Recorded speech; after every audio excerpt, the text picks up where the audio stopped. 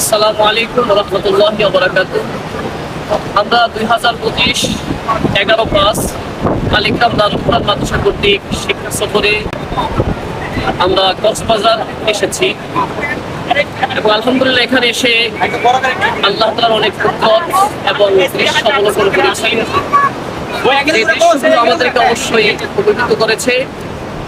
আল্লাহ তাআলার কুদরত দেখে আমরা মুগ্ধ হয়েছি।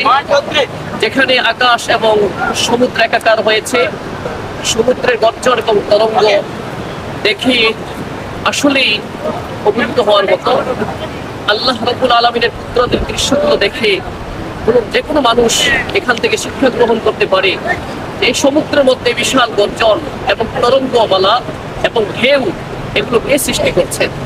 যিনি সৃষ্টি করছেন তিনি আর কেউ নন, তিনি হচ্ছেন আমার আপনার স্রষ্টা আল্লাহ রাব্বুল আলামিন। আসলে আমরা এ থেকে এই দৃশ্যগুলো দেখে অবলোকন করে এ থেকে শিক্ষা গ্রহণ করি। আল্লাহ তাআলা আমাদের সবাইকে তৌফিক দান করেন। আসসালামু আলাইকুম ওয়া রাহমাতুল্লাহি ওয়া বারাকাতুহু।